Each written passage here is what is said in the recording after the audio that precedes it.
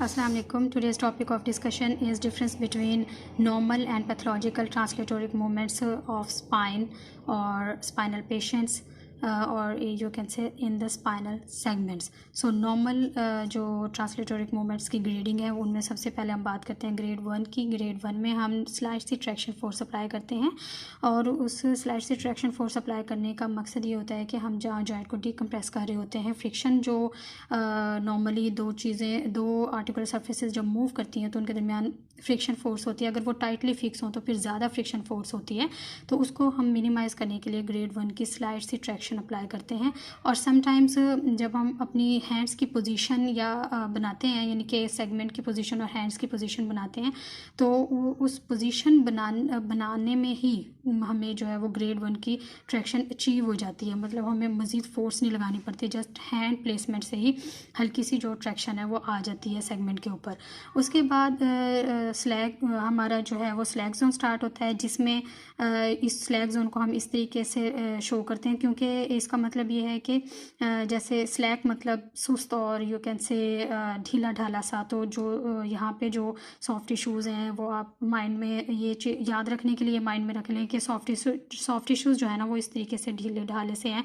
सो जब हम ग्रेड 1 से ग्रेड 2 की तरफ मूव करते हैं और ग्रेड 2 की ग्लाइड देना स्टार्ट करते हैं, तो स्टार्ट में हमें कोई इतनी ख़ास रेजिस्टेंस फील नहीं करना पड़ती, और जिस पॉइंट से हमें रेजिस्टेंस थोड़ी सी फील होना शुरू होती है उस पॉइंट से ट्रांजिशन जोन स्टार्ट हो जाता है। और स्टार्ट में हमें इतनी रेजिस्टेंस नहीं फील होती, वो स्लैग जोन है, और जिस पॉइंट से हमें थोड़ी सी रेजिस्टेंस फील होना शुरू होती है वो ट्रांजिशन जोन है। ट्रांजिशन जोन स्टार्ट हो जाता है और जिस पॉइंट पर हमें मैक्सिमम नहीं, मार्क रेजिस्टेंस जिस पॉइंट पर हमें फील होती है उसको फर्स्ट स्टॉप कहते हैं। ओके यहाँ से यहाँ तक ग्रेड 1 हो गया। Just to relax the joint before treatment और बिफोर टेस्ट हम जस्ट रिलैक्स करने के लिए ग्रेड 1 अप्लाई करते हैं। उसके बाद ग्रेड 2 स्टार्ट होता है, जिसमें स्टार्ट में हमें इतनी रेजिस्टेंस फील नहीं हुई और उसके बाद हमें थोड़ी सी रेजिस्टेंस फील होना शुरू होती है और इस पॉइंट पे आके हमें मार्क रेजिस्टेंस फील होती है। जिस पॉइंट पे हमें मार्क रेजिस्टेंस फील होती है ना, इस पॉइंट से आगे जब हम मज़ीद ग्लाइड देंगे, मज़ीद आगे मूव करेंगे, तो ये जो पॉइंट होगा ये इसको हम कहेंगे ग्रेड 3। सो ग्रेड 3 जो है वो इनफैक्ट स्ट्रेचिंग इसका मतलब है। यहाँ पे फुली स्ट्रेटेंड हो गए हैं टिश्यूज़, और यहाँ इस पॉइंट पे आके मज़ीद जब हम फोर्स अप्लाई करते हैं तो अब वो स्ट्रेच होना शुरू हो जाते हैं। ठीक है, तो हमेशा ग्रेड 3 जो है वो स्ट्रेचिंग के लिए भी यूज़ होता है, टेस्ट के लिए या ट्रीटमेंट के लिए यूज़ होता है।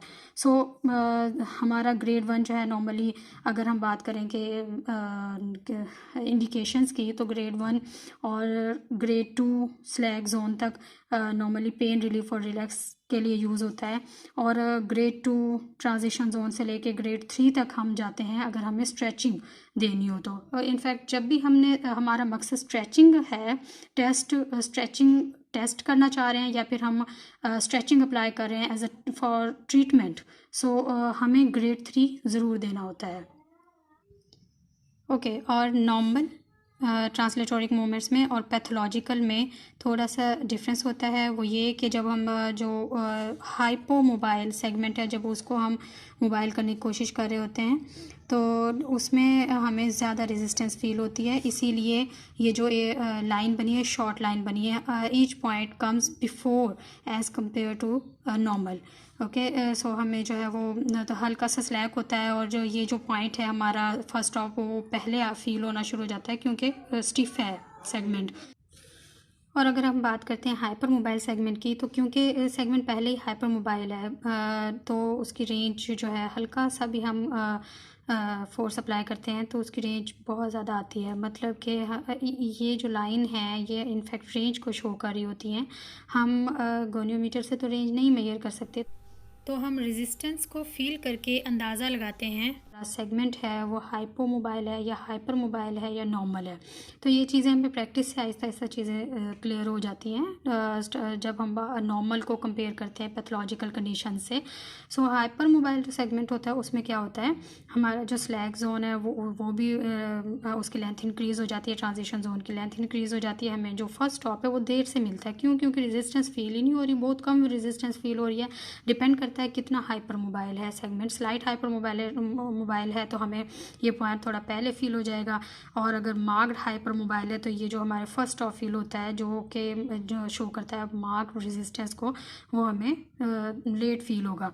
उसमें तो हम ग्रेड 3 पे जाते ही नहीं है। जो हमारा सेगमेंट होता है हाइपर मोबाइल सेगमेंट होता है उसमें हमें ग्रेड 3 पे नहीं जाना चाहिए, क्योंकि वो उसके सॉफ्ट टिश्यूज़ के लिए डेंजरस हो सकता है, वो इंजरी कॉज कर सकता है।